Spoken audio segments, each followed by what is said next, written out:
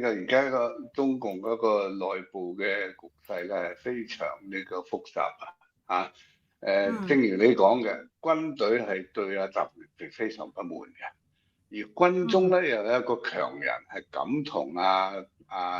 習近平叫板嘅嚇，咁挑戰習近平嘅就係張又俠啊嘛。所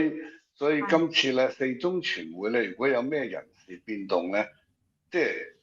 最起碼軍中嘅要求就最起碼就係要一個新嘅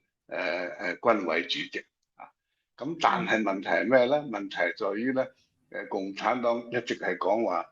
唔俾槍指揮黨，係要黨指揮槍係嘛？咁即係話，舉個例啊，假如阿習近平可以繼續做黨嘅總書記，但係咧唔可以再做呢個軍委主席，而軍委主席啊，舉個例要讓俾張又俠或者其他一個軍佬啊，咁嘅時候咧就會出現槍指揮黨嘅問題喎嚇，因為譬如話，如果係張又俠嘅話，咁張又俠好強勢喎，張又俠係軍中係受好多軍佬尊重嘅嚇，因為佢認為張又係一個即係打過實戰同埋咧一好即係做咗軍佬做好多年噶嘛，係嘛？成個佢嘅人生事就係軍隊嘅事咯，係嘛？咁所以咧咁如果係咁嘅話咧，張又俠咧就好可能會嚟一個槍指揮黨。咁呢個係共產黨絕對唔可以接受嘅，所以咧呢種情況之下咧，有可能即係其他嗰啲共產黨人譬如話嗰啲政治局常委嗰啲人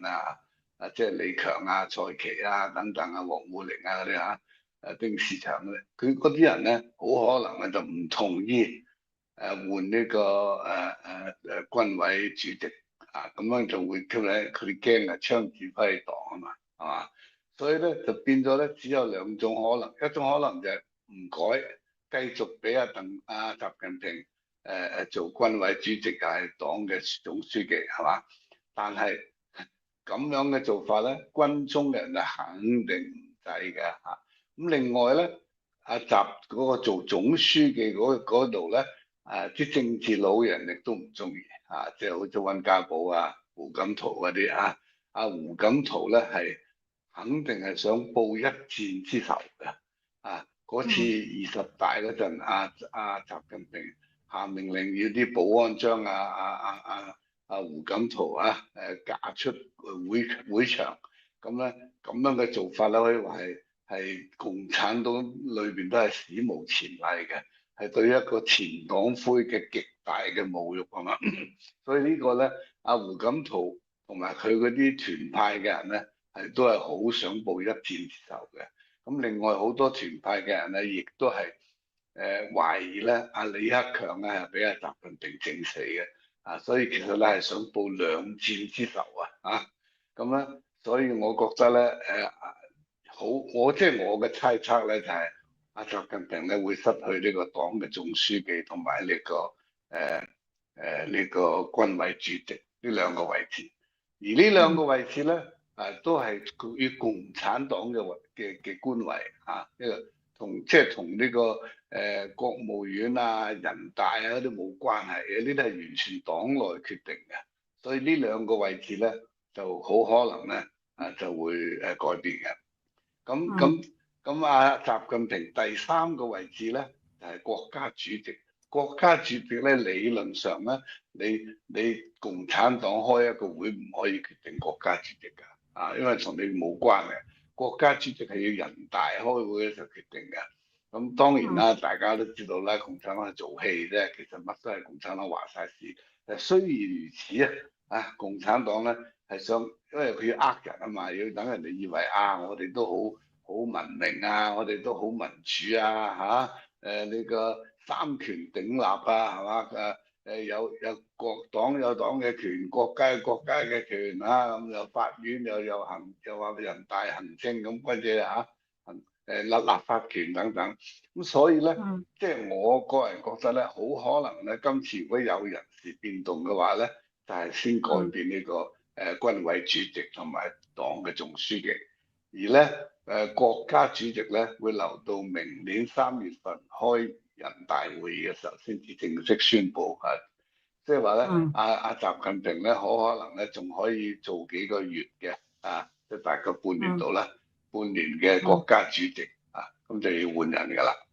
我諗係咁。係，因為佢而家軍委主席咧，軍頭個個都唔聽佢嘅。如果維持現狀咧，個風險可能比即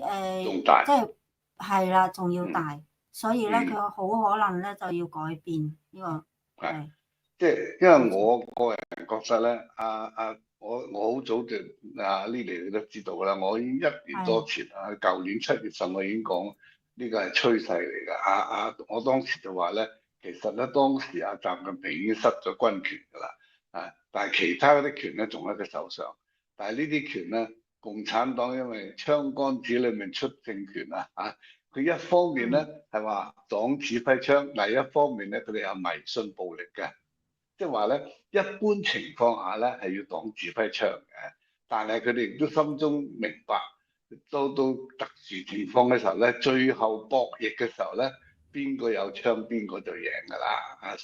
所以叫一方面佢哋係話槍桿子裡面出政權，另一方面係要黨指揮槍咁即係話其實咧佢嘅意思即係話咧係要黨指揮槍，因為黨一定要掌握呢個暴力，係嘛？係要有暴力嘅工具，先至黨能夠統治呢個中國大地咁所以其實都唔係矛盾嘅所以佢係首先唔會容許槍指揮黨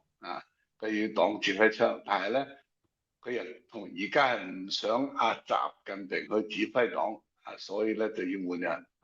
就係咁簡單。所以我覺得咧呢次四中全會咧要換人咧，好可能就係換呢2個位置咁呢個國務院同國家主席咧，我諗都暫時唔會換住，因為兩個都係需要。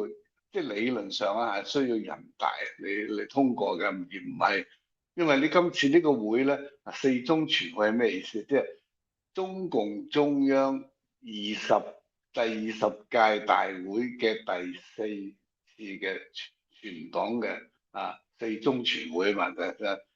全黨中央參加嘅一個大會咁所以咧呢次係完純粹係一個黨內嘅大會嚟嘅。即使佢係會決定換呢個國家主席同埋國務院總理咧，佢哋都唔會喺呢個會度正式公佈，因為咁樣人哋會笑你嘅。話你黨大會點解連國家政府嗰啲官位你都管埋咁呢啲係共產黨嗰啲，因為佢做戲呃人㗎嘛，所以佢唔會插穿自己嗰個騙局嘅